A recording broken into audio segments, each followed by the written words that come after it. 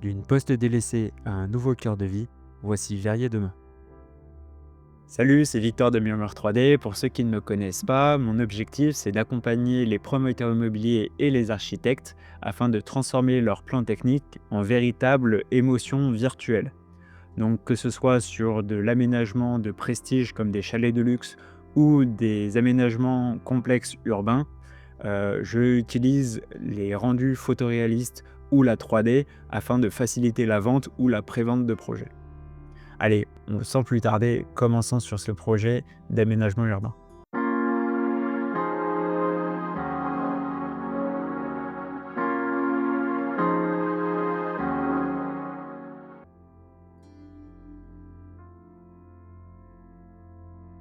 Donc on se retrouve sur le projet Verrier. Tous les matériaux sont en blanc, on verra ça dans un deuxième temps. Mais la première chose qu'on va faire, c'est de travailler la lumière. Donc pour ça, soit on va travailler en Geosky, soit en custom, soit en HDRI. Si jamais vous voulez travailler plus en détail la lumière, j'ai fait une vidéo sur le sujet, je vous invite à la regarder. Dans le cas présent, comme moi, il faut que j'ai une image qui ressemble à ce qui m'a été donné par le client, c'est-à-dire cette image-ci. Et bah, je vais travailler avec le HDRI et le EI Atmosphere des Render. Donc je vais cliquer sur DA Atmosphere, je vais faire Current Snap View et je vais aller chercher mon image. Là, il va faire générer et du coup, il va venir transférer directement la lumière qu'il y a sur mon image par rapport à l'image que j'ai ici. Ok, donc ça, je peux le fermer, je vais actualiser ma vue et comme ça, je suis sûr de toujours tomber sur cette vue-là. Même chose, ce qui est important, c'est que là, normalement de base, j'ai un auto qui est activé avec une exposition qui est à 0. Là, automatiquement, ça me l'a désactivé.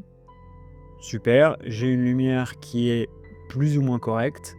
On va juste la faire tourner un petit peu pour être sûr d'avoir une lumière qui me va bien pour matcher au maximum l'atmosphère que j'ai ici. Donc moi, je me le mets sur mon deuxième écran, mais je vais essayer de retrouver quelque chose d'à peu près similaire.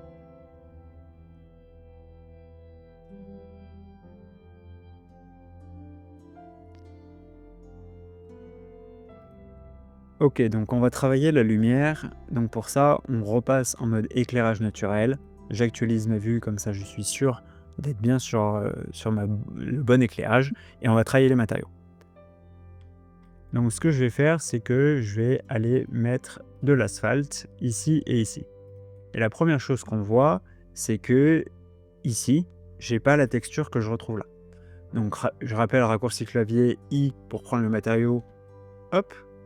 Et du coup, en fait, pour ça, on va activer le triplanar et le UV Randomizer parce que là, j'ai pas de carrelage ou de choses qui se répètent et qui a besoin de rester aligné. Donc on peut cocher le UV Randomizer. On va juste réduire un petit peu, hop, la taille de tout ça. Voilà. On va se le mettre à 3, moi ça me va. Et je vais dupliquer pour me l'appliquer ici. Ok, parfait. On va juste venir se le mettre plus clair. Voilà. Moi, comme ça me va. Super. Ok. Maintenant, on va venir travailler un petit peu mon bâtiment. Et du coup, pour ça, on va commencer par aller chercher dans mon wall. Et je vais mettre ce beige pattern qui, moi, me va bien.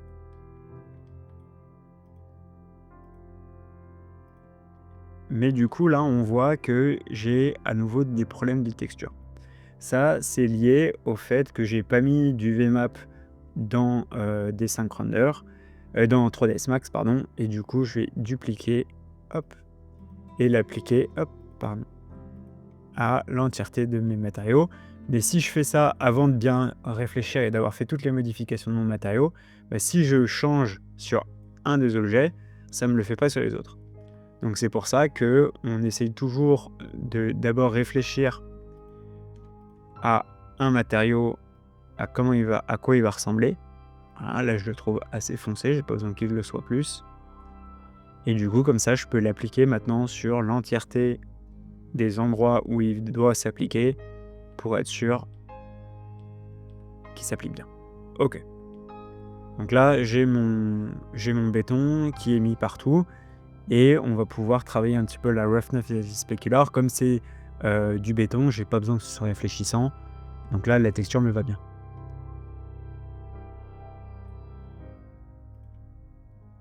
On avance, on va mettre du bois et on va mettre un bois clair qu'on va faire pivoter à 90 degrés. Et là, comme ça, j'ai un bois qui vient se dégager du reste. Et je vais juste venir cocher le rounded corner pour venir récupérer un petit peu plus de lumière. On va travailler également le vert, donc glace. On va mettre le vert de base. Et alors là, moi j'ai travaillé mes matériaux sur 3ds Max pour qu'en fait ils s'appliquent à la majorité de ce que j'applique dans ma scène pour gagner du temps. On va également venir mettre du métal.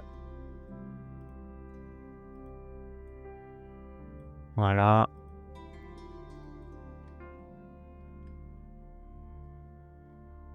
Ok. Bon, ça commence à ressembler à quelque chose. On va quand même continuer un petit peu sur notre scène. Là, si jamais vous avez des problèmes pour appliquer des matériaux à une seule pièce, on va aller rapidement sur 3ds Max parce que la logique est la même sur SketchUp, mais on va faire 2 cubes, par exemple.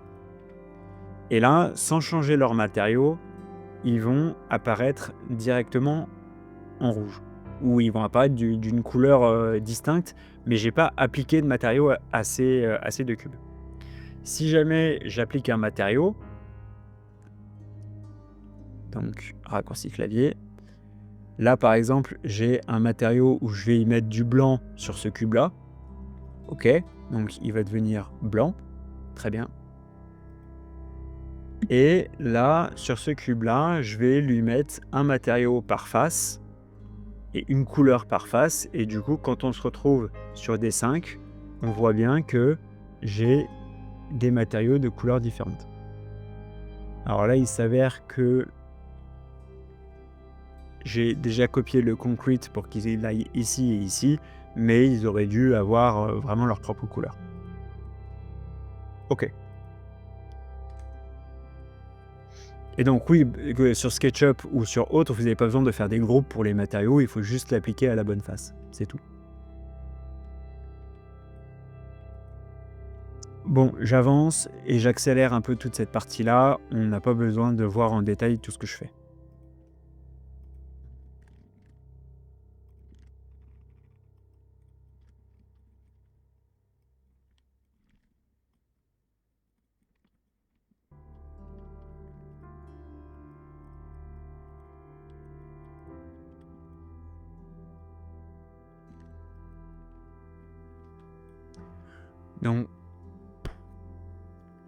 Donc là, petite chose, je vais casser la symétrie entre mes 2 pièces, et du coup pour ça je désactive juste le stretching et je viens augmenter pour essayer de récupérer visuellement un carré. Si jamais je vais être un petit peu plus précis, je vais en vue de dessus. Et là, je vais jouer pour avoir ce que je veux. Et donc en fait, j'ai du 0.5 pour 1. Et je recrée l'homothétie, comme ça je peux agrandir mon carreau et avoir ce que je veux.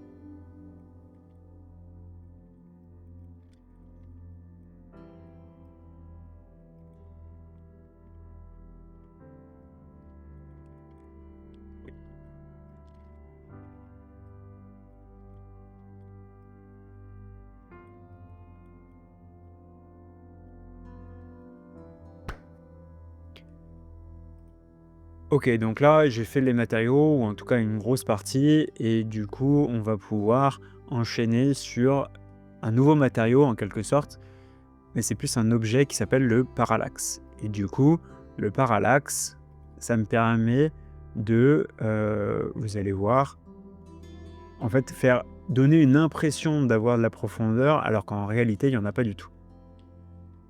Vous voyez, on a l'impression que ma pièce a de la profondeur alors que c'est juste un plan. Et du coup, dans le cas présent, le parallaxe, ça permet de faire gagner du temps hop, en, en venant en venant habiller l'intérieur, où là, hop, on va le mettre plutôt en fine bouche. Voilà. Et donc là, on a l'impression d'avoir un intérieur qui est propre. On va faire la même chose avec, hop, du vêtement pour ici.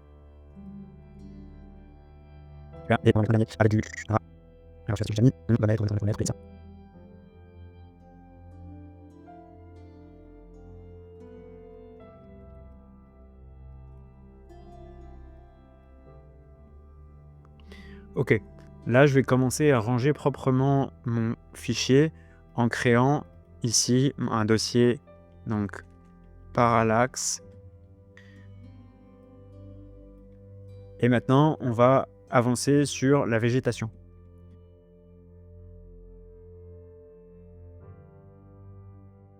Du coup, on va créer directement un dossier végétation.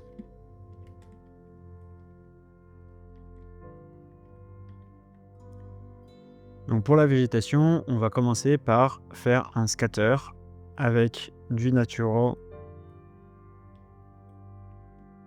et on va appuyer sur plus pour rajouter, sur contrôle pardon, pour rajouter des parties. Et comme ça, l'avantage c'est que quand je vais faire créer, ça va me le mettre directement sur toutes les parties que j'ai sélectionnées. Donc là, moi, ça me va. C'est juste que par contre, je trouve que c'est un peu trop grand. Donc on va passer en scalability, on va mettre ça à 30. Donc 2 fois plus petit, ou même à 20. Un tiers plus petit. Et même chose pour celle-ci, où ça, on va le passer à 40. Par contre, le défaut de ça, c'est que, en fait, on voit vraiment là les trous dans mon herbe. Donc pour ça, je vais cliquer là-dessus et on va passer ça à 10 000. Et là, ça devrait remplir l'entièreté de de ma scène.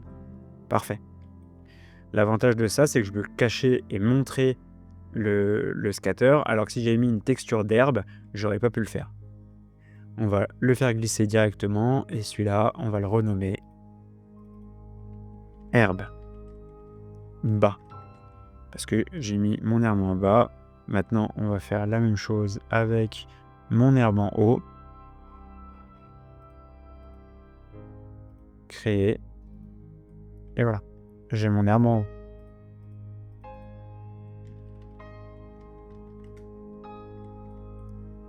Je vais pouvoir cacher mes deux parties d'herbe, maintenant que je sais qu'elles existent. Et du coup, je vais avancer sur la végétation. Donc pour la végétation, il y a deux façons de faire, encore une fois.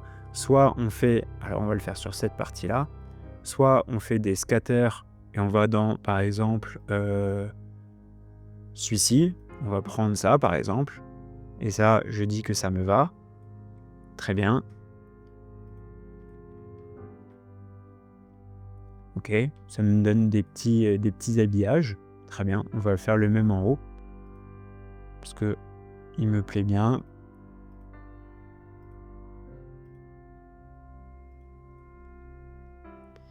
Et pour cette partie-là, on va faire une autre technique. On va parler directement à l'agent IA. Et on va lui dire, là par exemple, je veux que tu me mettes des fleurs. Alors on est en France. Ok. Je veux pas qu'elle soit bleue, mais je veux qu'elle soit plutôt blanche. Et puis après, le reste, ça me va. Et on fait valider. Donc là, l'agent IA réfléchit et il va directement nous créer tout un tableau avec l'entièreté des fleurs qu'il lui considère intéressantes pour le projet. Et comme ça, je vais pouvoir les intégrer directement à cet espace-là. Voilà, on voit le tableau avec toutes les fleurs. Et là, je fais Auto Scatter. Je clique ici et je fais Create. En attendant que ça charge, n'hésitez pas à vous abonner, à mettre le pouce bleu et à me laisser des commentaires.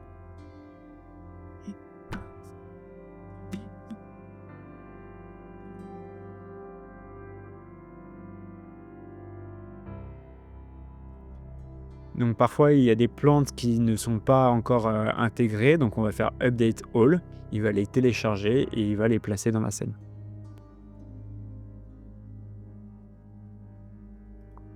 Ok.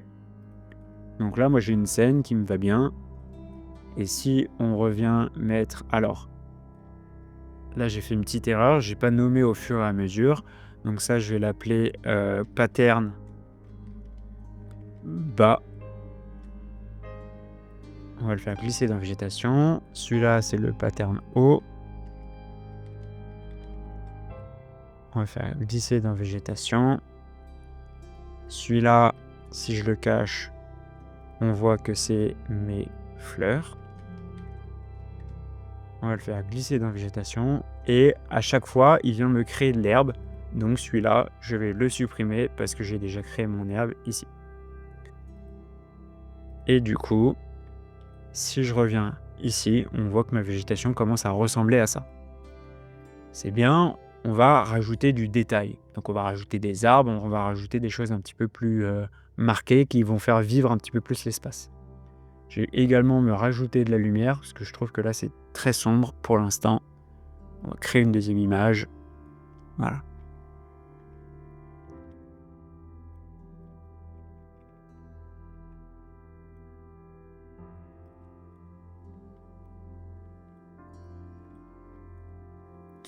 Alors là j'ai mis mes arbres, juste petite information, ce que je fais c'est que généralement, hop là, je viens les modifier pour dans leur orientation et dans leur taille. Surtout que là ils étaient trop gros. Mais je viens les modifier pour ne pas avoir l'impression d'avoir vraiment les mêmes arbres partout.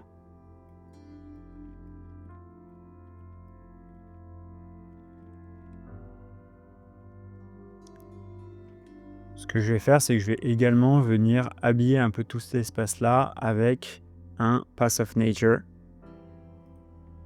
Et du coup, quand j'ai créé mon pass, on fait Done. Et là, je vais pouvoir gérer l'intensité et également, donc sur le Random Offset, en fait, ça va me permettre de jouer sur la largeur que va prendre mon espace. Donc là, dans le content, je clique et je vais chercher ce dont j'ai besoin. Donc par exemple, on va prendre ça.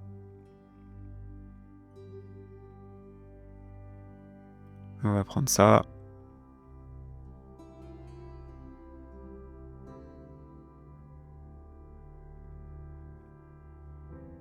Et on va aller dans les shrubs. L'anglais n'est pas ma langue naturelle. On va rajouter ça. Et on va rajouter ça. Ok. Et alors là, on voit que j'ai plein de dimensions différentes.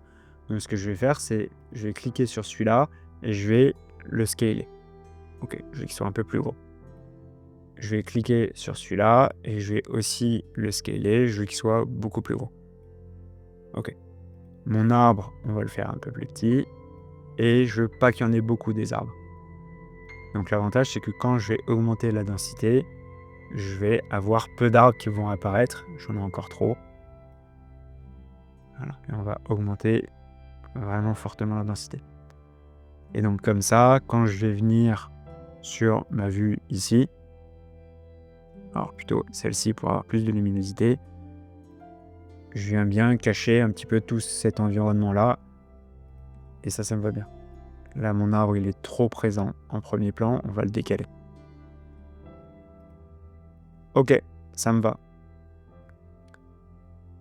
Et donc, on va prendre toute ma végétation et on va la faire glisser dans végétation. Comme ça, si je cache, ça me permet d'être bien organisé dans ma façon de travailler. Je peux également activer seulement les calques dans lesquels je travaille. Et donc comme ça me permet de voir très facilement aussi ce qu'il y a dans chaque calque. C'est pour ça que je travaille beaucoup avec des calques. Et en fait, on va également sur la type.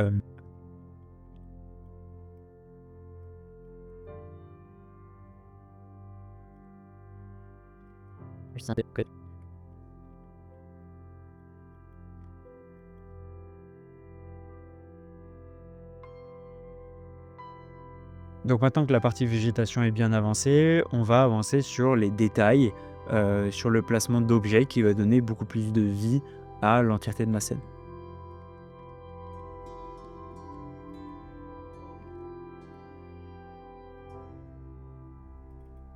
Donc là, je crée une partie objet dans lequel je vais mettre tous les objets qui vont m'intéresser. L'avantage de ça, c'est que je vais cacher ma végétation pour alléger ma scène, pour que ce soit plus simple de travailler. Si je veux dupliquer rapidement, je fais juste Shift, et le Shift me permet de dupliquer des objets que je prends. Ce que je fais aussi, c'est que j'aime bien, quand j'utilise un objet, casser son placement en le faisant pivoter de façon différente pour casser un petit peu cette répétition et pour que ça paraisse plus naturel. Là, il s'avère que c'est un groupe dans lequel je peux supprimer un parasol. J'ai pas forcément besoin de tous mes parasols, donc je vais en supprimer aussi quelques-uns.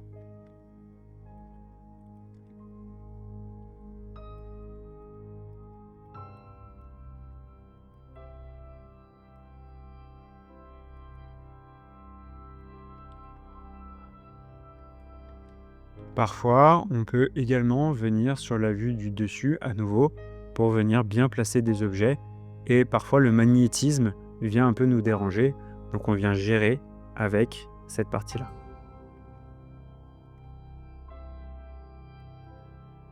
On peut également cliquer sur le flip pour inverser et créer un miroir de notre mobilier.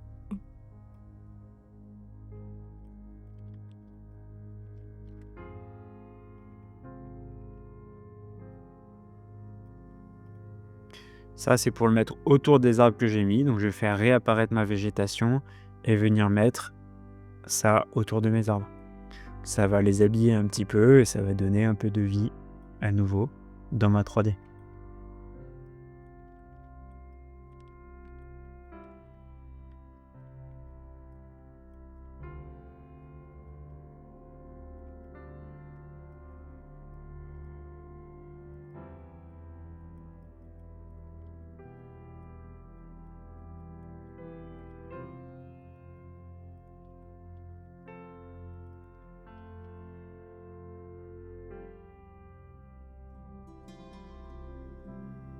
Maintenant que les objets c'est fait, on passe enfin au personnage et ce sera la dernière partie sur ce projet pour aller rapidement.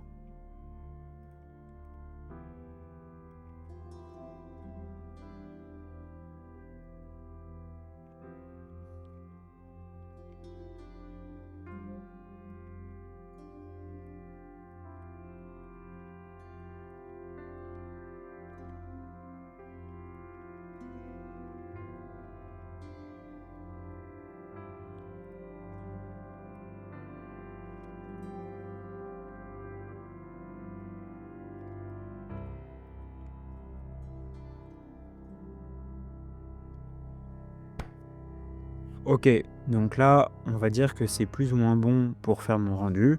Et du coup, j'ai juste à aller dans cette scène-là, qui est celle qui correspond le mieux en termes de luminosité.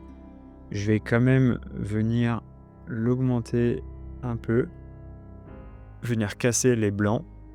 Parfait. Là, mon asphalte, en fait, ça ne va pas. Je préfère qu'on voit un petit peu plus le côté du béton. Ce béton-là, je vais même le mettre encore un tout petit peu plus clair. Voilà, parfait. Et du coup, on va faire un aperçu avant-après, juste pour être sûr que ça matche pas trop mal. On va encore augmenter un petit peu la luminosité. Ok.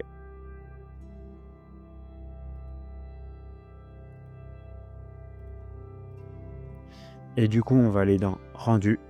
Oh, pardon, avant de faire ça, on va être sûr que je suis bien en 16 neuvième. Parfait. On va aller dans rendu, 16 neuvième 2K.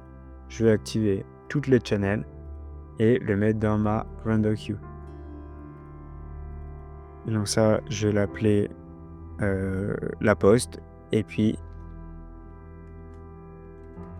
pardon, la poste. Et on se revoit quand c'est fini.